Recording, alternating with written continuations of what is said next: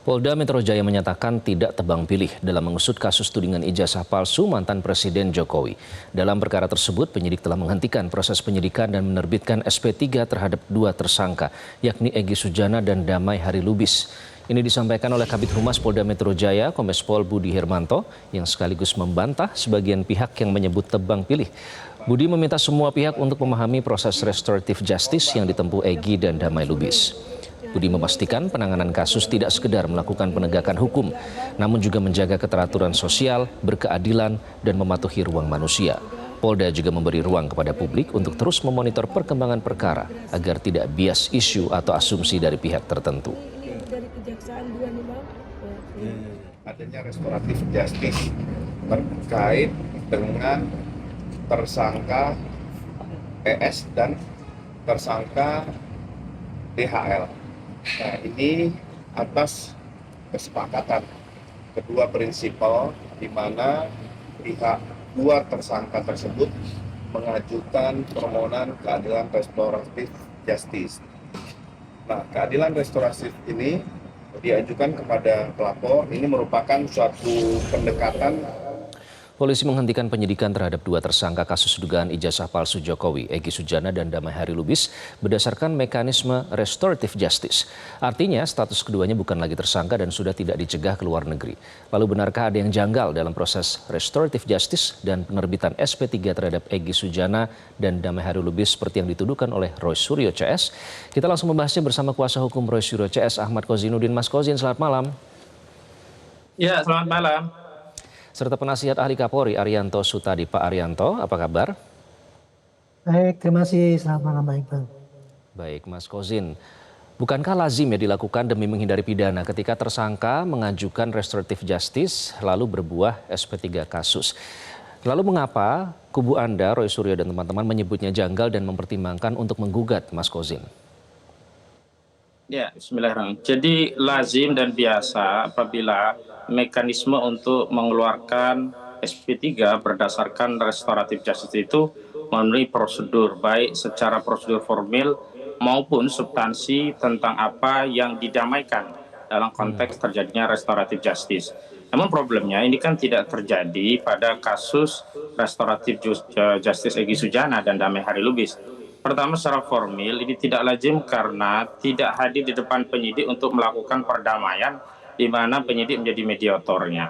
Bahkan kami menerima kabar ada dua penyidik polisi aktif yang ikut hadir dalam pertemuan di Solo dan justru ini meneguhkan asumsi menjadi sebuah keyakinan bahwa kinerja Polda Metro Jaya dalam perkara ini tidak tunduk, taat, dan patuh pada peraturan perundang-undangan yang berlaku, akan tetapi mengikuti arahan Solo, dalam hal ini arahan dari Joko Widodo selaku pihak pelapor.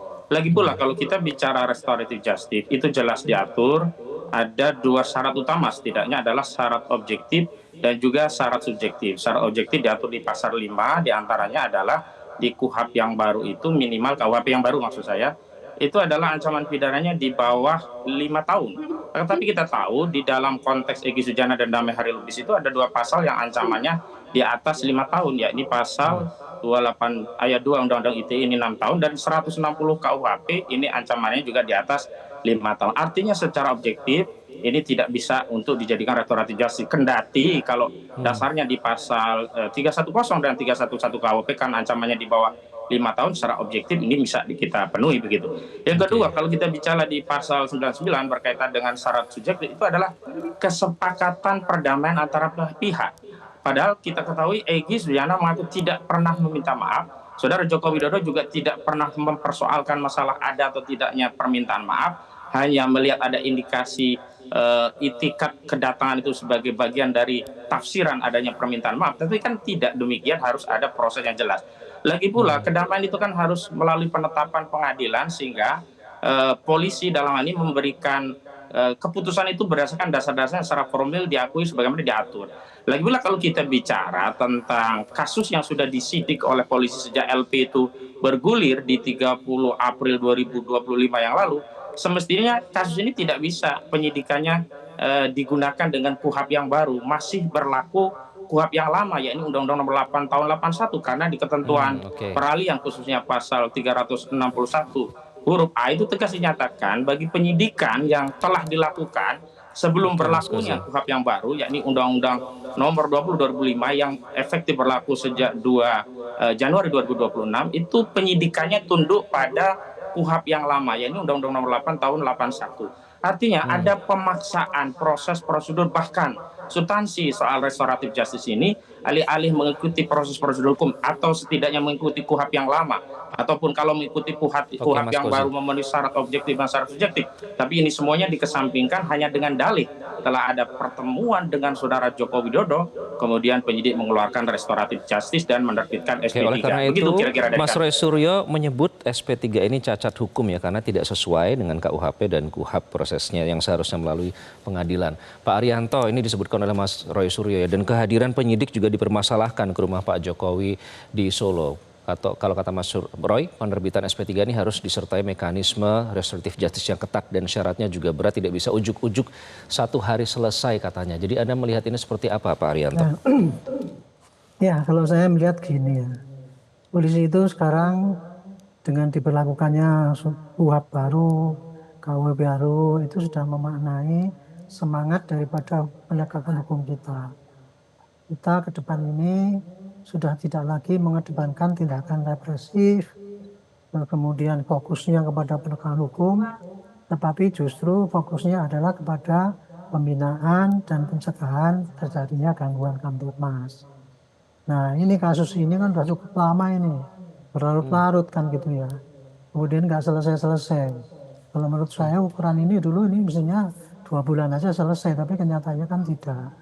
Nah, kemarin kebetulan pas kita lagi cari-cari bagaimana supaya ini cepat selesai, yang para pihak ini ada niat untuk menyelesaikannya dengan cara restorasi justice. Dan tentunya ya ini pasti disambut baik oleh Polda. Karena memang kita sekarang ini fokusnya adalah mengutamakan pada pelayanan masyarakat dan untuk membina masyarakat itu supaya tidak gaduh. Gitu. Maupun untuk penegakan hukum itu sendiri, ya saya nggak ngerti persis ya apa Polda itu apakah salah apa tidak ya. Tapi yang jelas ya Polda itu kan sudah transparan, dia menentukannya itu tidak diam-diam, terbuka bahwa dia pakai prosedur yang sesuai dengan aturan yang ada, sesuai dengan ketentuan yang ada, walaupun itu dinilai itu nggak sesuai dengan ketentuan, yaitu hak daripada masing-masing orang, boleh saja gitu.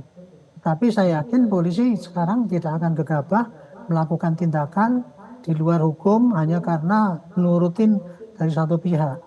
Apalagi menuruti pihak-pihak yang dianggap punya pengaruh. Saya kira dalam hal ini polisi sudah on the track ya. Seandainya itu dianggap itu cacat hukum, di dalam pengadilan hukum itu kalau dianggap cacat hukum, ya dilawan dengan kontra. Kalau di dalam penyidikan ataupun penyelidikan ini kontranya ya di peradilan gitu. Tapi kalau kemudian tidak setuju dengan ngomong-ngomong di luar dan sebagainya itu, ya itu hak orang sekarang berpendapat boleh saja lah. Cuman yang penting saya dalam hal ini, saya ingin menyampaikan pada masyarakat bahwa masing-masing jelilah memahami penerangan daripada orang-orang yang sedang berperkara ini, apakah penerangannya itu benar atau menyesatkan gitu. Jadi intinya dengan adanya kesempatan restorasi justice dan menurut Polda itu sudah memenuhi syarat ya. Karena di dalam restorasi justice intinya kan semangatnya kan adalah memulihkan kembali kegaduhan di dalam masyarakat, membayar kembali kerugian yang terjadi di masyarakat dan terjadinya perdamaian. Masing-masing Pak Arianto, salah satu yang dipermasalahkan sebenarnya adalah kenapa ada polisi datang ke rumah Pak Jokowi di Solo kan? Karena aturan datang menyebutkan ke rumah Jokowi mau penyidik datang itu diskresi daripada aparat ya. Tidak ada aturan melarang penyidik itu datang. Jangankan begitu ya. Yang namanya memeriksa saja kita itu dalam aturan itu kalau yang dipanggil itu nggak bisa datang dan kita keberatan untuk datang, penyidik boleh mendatangi ke tempatnya dia dan meriksa di tempat itu. Oke, jadi tidak tebang pilih ya Pak Arianto ya? Itu mau ya, jadi itu diskresi kepolisian yang itu kalau dilakukan tidak melanggar. apakah Oke. aturan atau tidak melanggar etika. Gitu. Oke, baik Mas Kozin, semua sudah dilakukan secara transparan dan on the track, itu juga diskresi dari pihak kepolisian. Nah, Mas Roy sempat menyebut ada oknum tertentu yang memanfaatkan institusi kepolisian. Ini yang dimaksud klien Anda siapa, Mas Kozin? Ya, saya tegaskan bahwa oknum tertentu adalah pelapor sendiri, yakni Saudara Joko Widodo, karena kita juga mendapatkan kronologis dari Egy Sujana. Sebelum dia pergi ke Malaysia, dia tegaskan dia datang ke Joko Widodo, dia katakan dia tidak layak berstatus tersangka, dia minta Jokowi perintahkan Kapolri, Kapolri perintahkan Kapolda, Kapolda perintahkan Direktur Penyidik Umum untuk menghentikan kasus itu. Nah, itu yang diminta oleh Egy Sujana setelah Saudara Joko Widodo meminta, lalu apa yang harus saya lakukan? Setelah itu kemudian ada permintaan memanggil Kompol Sarif selaku ajudan dan minta agar itu dilakukan oleh polisi aktif tersebut begitu. Jadi cerita itu kan makin mengkonfirmasi bahwa memang agenda penyidikan itu tidak tunduk pada KUHP atau KUHP yang baru, tetapi mengikuti atensi dari Solo, dalam hal ini dari Joko Widodo. Dan saya perlu tegaskan, saya juga sudah mendapatkan salinan tentang SP3 yang diterima oleh Egy Sujana maupun Damai Hari Lubis, karena di kalangan lawyer itu sudah beredar begitu. Dan situ tidak dijelaskan, misalnya dua hal, mempertimbangkan adanya kesepakatan atau perdamaian para pihak atau adanya penetapan pengadilan. Tidak, itu ada pertimbangan A, B, C, D, itu hanya soal peraturan perundang-undangan, laporan polisi, penetapan penyidikan hingga status tersangka, dan terakhir hanya dikatakan adanya gelar perkara khusus terkait restoratif justice, sehingga memang secara formil maupun material ini tidak layak. Dan kemudian secara intensi politik kita bisa tahu biasanya polisi itu lemot sekali menindaklanjuti atensi masyarakat, tapi dalam kasus ini begitu gercep ya, gerak cepat, begitu pulang dari Solo, transaksi politik itu menghasilkan kesepakatan. Egy tidak mempersoalkan lagi ijazah Jokowi dan Egy mendapatkan SP3 begitu. Dan tentu saja ini tidak bisa kemudian memenuhi apa tujuan dari substansi restoratif, apa yang dipulihkan dari pertemuan itu, apa yang dipulihkan dari perdamaian itu, apa yang mau dipulihkan dari SP3 itu, apakah dengan perdamaian, dengan restoratif justice, dengan SP3 itu kemudian dokumen yang palsu berubah pulih menjadi asli, kan enggak juga, karena asli atau tidaknya dokumen ini perlu dibuktikan melalui suatu putusan pengadilan yang berkekuatan hukum tetap. Karena itu tadi kami melakukan deklarasi dan konsolidasi dengan sejumlah tokoh aktivis, dan salah satu poinnya adalah penyelesaian masalah ijazah palsu tidak bisa diselesaikan dengan restoratif justice, perdamaian atau dengan mencabut laporan, Mas Roy Suryo dan teman-teman akan tetap menempuh proses hukum ya, begitu. Tidak tertarik untuk menempuh restoratif justice meskipun nanti konsekuensinya adalah berujung pidana. Jadi tetap ini akan bukan menempuh. soal tertarik atau tidak tertarik, tetapi proses itu tidak menyelesaikan masalah yang saat ini sedang dipersoalkan oleh publik, sedang ditanyakan oleh masyarakat. Yakni apa? Apakah ijazah tersebut memang benar-benar palsu, bermasalah atau tidak? Dan itu tidak bisa dijawab dengan perdamaian. Bahkan perdamaian itu justru akan dibaca masyarakat sebagai konfirmasi pengkhianatan terhadap perjuangan masyarakat yang selama ini mengawal, mendukung, dan apalagi memang tidak ada satupun dasar yang bisa dibenarkan untuk melakukan pertemuan apalagi perdamaian dengan Saudara Joko Widodo. Setelah terjadi gelar perkara khusus, dokumen-dokumen yang diklaim sebagai ijazah asli itu ditunjukkan kepada Roy Suryo dan kawan-kawan, justru Roy Suryo dan kawan-kawan makin yakin bahwa ijazah itu bermasalah dan makin punya kepercayaan diri untuk membawa ini ke persidangan, apalagi sudah ada sidang hasil Komisi Informasi Publik yang menyatakan dokumen Saudara Joko Widodo itu sebagai dokumen publik, tidak bisa disembunyikan. Juga hasil persidangan di Solo yang ternyata ijazah pembanding itu berbeda sekali, tidak identik dengan milik Saudara Joko Widodo. Begitu. Baik, Pak Arianto, ini kan bisa dibilang cukup unik karena pihak tersangka mempersoalkan restoratif justice karena sebenarnya RJ ini ada kesempatan untuk bisa lolos dari jerat pidana. Nah, dari sisi kepolisian evaluasi atau Anda menilai ini seperti apa, Pak Arianto? Saya enggak menjawab itu ya, tapi boleh saya menjawab tadi ya, bahwa ini restorasi justice itu enggak menyelesaikan masalah kan gitu ya. Itulah salah satu kurangnya pemahaman ya mengenai arti daripada restorasi justice. Berulang kali saya berhadapan dengan para penasihat hukumnya itu, bahwa restorasi justice yang ditempuh itu nggak bisa menyelesaikan masalah. Toh ini masalah sengketa ijazah masih berjalan terus. Restorasi justice yang ditempuh oleh si Pak siapa itu Egy sama Hadiah siapa itu Pak Lubis, itu menyelesaikan masalahnya mereka dengan Pak Jokowi. Selesai urusannya itu. Tetapi tidak menyelesaikan masalahnya Pak Jokowi dengan yang lain-lain. karena yang lain-lain tidak menempuh restorasi justice. Yang lain-lain menghendaki sampai selesai di pengadilan. Saya pribadi juga memang dari dulu ya, ini masalah ini kalau mengenai masalah ijazah asli ataupun palsu ataupun tuduhan ini paling bagus tuh harus sampai di pengadilan supaya rakyat tahu bahwa ini ijazahnya Pak Jokowi itu palsu apa asli. Itu hanya diperiksa nanti di pengadilan, bukan untuk membuktikan yang asli tidaknya itu harus di pengadilan, bukan. Tetapi tuduhan bahwa mereka itu melakukan hasutan apa tidak itu harus dibuktikan di pengadilan. Nah nanti kalau itu dibawa ke pengadilan nanti akan kelihatan sekali itu, diperlihatkan perbandingannya ini jasanya kayak gini, kemudian metodenya begini, mana yang benar itu akan clear gitu. Jadi intinya kalau ini restorasi justice adalah menyelesaikan pada orang-orang yang bersengketa, bukan menyelesaikan kasus. Kasus ini adalah kan kompleks ini Pak. Antara Pak Jokowi dengan 12 orang tadinya. Dipikirnya kan antara A dan B. Ternyata bukan. B-nya itu pecah-pecah punya kepentingan sendiri-sendiri kan. Buktinya yang ini dua minta selesai dengan begitu saja, tidak diteruskan kasusnya sudah selesai. Yang buktinya lain malah nuduh itu berkhianat. Itu jadi itulah kompleksnya permasalahannya. Makanya saya lega ini Pak Polda bisa mengambil tindakan yang betul-betul diskresinya yang kira-kira menguntungkan kepentingan masyarakat banyak lah gitu. Yang bersangkutan jadi yang ini nggak mau bersengketa diselesaikan, yang masih mau bersengketa dituruti semua apa umumnya kan gitu kan. Ya mudah-mudahan ini yang sisanya ini nanti cepat-cepat sekali bisa diselesaikan di pengadilan atau pendidikan sehingga rakyat bisa tahu semua ini sebetulnya gonjang-ganjing ini apa yang terjadi dan kita nggak terjadi kegaduhan terus, terjadi terbelah antara orang yang percaya dengan tidak percaya dengan itu.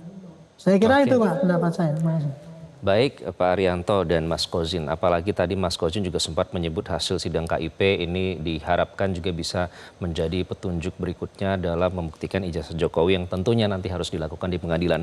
Yang jelas sekarang sudah jalan masing-masing ya, nanti kita akan menantikan perkembangan. Ya mungkin saya ingin tambahkan satu hal yang penting sedikit saja, durasi kita sudah habis Mas Kozin. Sedikit saja boleh. Ya, bahwa diskresi itu kan berdasarkan kewenangan dan kewenangan itu tidak boleh digunakan dengan kesewenang-wenangan dan kesewenang-wenangan itu akan terkonfirmasi manakala penyidik tidak mengikuti proses dan prosedur atau tahapan yang ada dalam KUHP yang lama maupun yang baru. Jadi sekali lagi tidak bisa ini dikatakan diskresi, tapi ini adalah arahan penyidik yang mengikuti Solo dan inilah yang disebut dengan sewenang-wenang. Selanjutnya saya ingin tegaskan bahwa apa yang diambil oleh polisi itu sebentar, apa yang diambil ya nanti gantian Pak. Tapi kalau menuduh orang yang dengan macam-macam itu ada pidananya. Saya ingin ingatkan para bapak saudara ini bisa ya. mendengarkan saya Bapak, tidak? Enggak bisa, saya enggak akan mendengarkan. Karena silakan Anda mau ngomong silakan. Karena yang disampaikan oleh Bapak itu adalah menimbulkan kesesatan pada masyarakat.